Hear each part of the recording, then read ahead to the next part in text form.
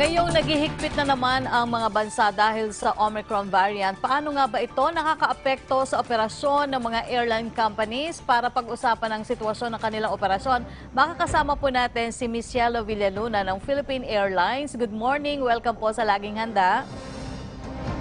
Magandang umaga sa iyo, Yusek Rocky, at sa lahat ng mga tagapakinig ng iyong programang Laging Handa over PTV4. Good morning. Good morning, Miss Cielo. Base po sa obserbasyon ninyo, kumusta po yung dating at pag-alis ng mga pasahero nitong mga nakaraang linggo mula po nang magpatupad ng travel ban ang Pilipinas at iba pang bansa? Marami po bang nag-cancel ng flights at hindi na lang tumuloy dahil na rin sa issue sa protocols?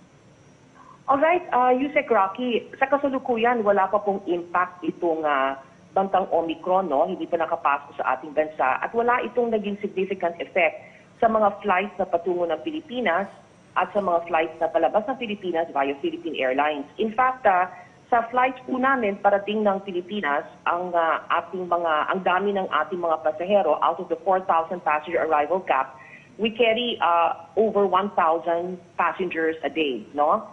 In fact, umaabot ito more than 1,200 with a passenger load factor of 75%, okay, sa kada lipad. Sa ating mga flights palabas ng Pilipinas, meron po tayong 70% on average passenger load factor. So ito ay magandang mga numero. Pagdating sa domestic sector, nakikita po natin na may travel surge, no, sa iilang lugar. At dahil po dito, effective December 10, mag-increase po tayo ng flights between Manila and Iloilo to 14 flights a week from the current 9 flights weekly. Effective December 16, between Manila and Bacolod from 7 flights to 14 flights weekly. Magkakaroon po tayo ng flights between Manila and Basco, Batanes, no? For December, 4 flights. Between Manila and Jensan, 6 to 7 flights weekly. Between Manila and Davao and Tagbilaran. Manila and Tagbilaran and Davao and Tagbilaran, 14 flights weekly. Naku, napakahaba, Yusek Rocky, ng ating listahan. Sa madaling salita, walang impact po itong bantangan na variant na ito sapagkat hindi po pumapasok sa Pilipinas at nariyan yung urge na mag-reunite, no, with their families, ika nga, yung ating mga balikbayan, yung ating mga compatriots na katira sa iba't ibang bansa, gustong-gusto nila umuwi ng Pilipinas. So, yun po ang ating report to the nation. Opo. Michelle, pero ilang linggo bago magpasko, no, gaano karami yung pasahero na inaasahan natin darating sa bansa base sa bookings na ginawa sa inyong kumpanya? Okay, wala pa po tayong numero. Pero kung titinan po natin ang mga forward bookings, ang passenger load factor natin sa bawat flight, sinabi ko 70% passenger load factor on average. This may further increase to 75% or even more because wala pong significant cancellations or passengers canceling out. Pagdating naman sa ating mga domestic destinations, yung mga uuwi naman from Manila patungo sa kanilang probinsya, we are expecting full load flights, no? Maaring umabot po ng beyond 80%, no? So, not only that, Rocky, yung mga nagbabakasyon ngayong Pasko, lalo na leading up to Christmas, nag-increase din po tayo ng flights papuntang Boracay. We have to Katiklan, which is a gateway to Boracay. Meron na po tayong 33 flights a week. Yeah. So yun ang ating update, Rocky. Opo. Pero pagdating sa domestic o international flights, ramdam nyo ba yung tinatawag na revenge travelers o yung mga tumutuloy pa rin sa biyahe kahit na may banta pa rin ng COVID? Ganito ba yung trend ngayon? Yung revenge travel na sinasabi mo, Rocky, para ito sa mga leisure destinations, no, sa ating bansa. Yes. Kagaya ng sinabi ko, yung gateway to Boracay, which is Katiklan, meron na po tayong 33 flights a week. Tapos nakikita po natin, nag-i-increase rin yung ating flights between Manila and Panglao, no? So, from meron tayong 14 flights between Manila and Tagbilaran, okay, and Davao to Tagbilaran. So, papunta yan sa Panglao sa mga resorts, because it is a leisure destination. And from Cebu, nag-increase rin po tayo to 8 flights weekly. To Davao, 28 flights weekly. So, yan ang revenge travel. Hindi lamang sa mga domestic destinations, pero para rin sa mga returning residents ng iba't ibang probinsya na hindi natuloy mga biyahe at naantala dahil sa alert levels. Pero ngayon na bumaba na yung alert level, nararamdaman po natin yung revenge travel from both sectors, the leisure travelers and the returning residents. Okay. Michelle, may tanong mula kay sa mga kaibigan natin sa media, tanong mula kay Jopel Pelenio ng DWIC. May mga insidente pa rin po ba sa mga paliparan na yung mga pasahero na iwan ng eroplano o kanilang flight dahil lamang sa kabagalan ng ilang LGU na mag-issue ng S-Pass?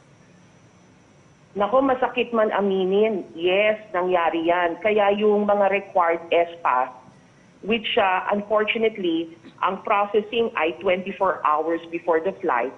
May mga instances, Yusek Rocky, na 30 minutes before takeoff, dun palang lalabas yung S-Pass. Kaya ang ginagawa ng frontliners ng Philippine Airlines, tumutulong po sila sa pag-follow up sa LGU, nare-release naman yung S-Pass. So ang ginagawa po natin, we accommodate the passenger on the next available flight on the same day. So yun po yung nangyayari. But this is a work in progress, no? We are hoping na sa mga LGUs that they are improving their system para ma-expedite yung release at hindi magkaroon ng nervyos, no, at agam-agam sa panig ng mga pasahero. Opo. Sunod na tanong ni Jopel Pelenio, may mga parusa po bang maaring ipataw sa mga LGU gaya ng Dumaguete City sa Negros Oriental na dahil daw po sa bagal ng kanilang mga staff na mag-issue ng S-Pass, kaya naiwanan ng kanilang flight ang ilang PAL passengers na yung iba sa mga pasahero ay pawang senior citizen pa daw po? Alright, siguro administratively, yung jurisdiction hindi dyan ay nasa DILG at nasa regional IATF.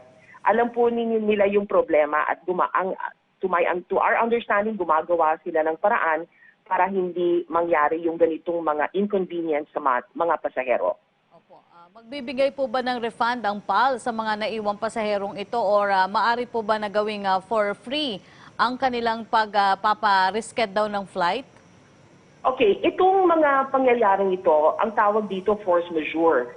Meaning to say, hindi siya nakasama sa flight hindi dahil sa kasalanan ng pasahero. Pag force majeure, binibigyan po yan ng mga privileges. Halimbawa, kung mag-rebook, libre po yung rebooking because hindi naman kasalanan ng pasahero. So yun po, may mga options na maaring ibigay sa ating mga pasahero. Opo. Rebooking, refund, or rerouting. Opo. Pero masasabi niyo po bang hindi na ganun kalaki yung posibleng epekto nga ng Omicron variant? Sakaling ma-detect naman daw ito sa bansa sa magiging operasyon ninyo dahil nga po marami ang bakunado at nakakapag-adjust na rin ang mga pasahero at mga airlines. Alam mo, masasabi po natin may readiness na ang ating bansa. Yung IATF in coordination with the aviation stakeholders, they are working together para gumawa ng mga hakbang, gumawa ng mga revision sa mga protocols kung kinakailangan. Kung may pumasok na variant, then there will be an additional adjustment. Naniniwala po tayo na yung existing protocols in terms of quarantine, testing, and arrival procedures ay bastante and are strong enough to ward off the variant. So kami naman po, we cascade to all our passengers na kinakailangan po ito. Napakahalaga po ng mga measures na ginagawa from the foreign point of origin bago lumipad ng Pilipinas. Ito yung negative RT-PCR test results, whether you are vaccinated or not. Ang mahalaga, dapat RT-PCR tested ka, that you took 3 days before the flight bago ka tumungo ng Maynila. Regardless of your vaccination status, kung wala kang RT-PCR test, hindi ka makakasakay ng flight. So yun po, self-regulation, yung ating mga pasahero, it's not enough na nariyan po yung mga revisions at announcements ng IATF, ng mga airline companies. Dapat po talagang i-monitor, alamin ng mga pasahero bago sila lumipad kung ano-ano ang mga pangangailangan para hindi po maantala ang kanilang mga lipad. Oo, Michelle, kasi kaugnay niyan, may tanong si Evelyn Quiroz ng Filipino Mirror.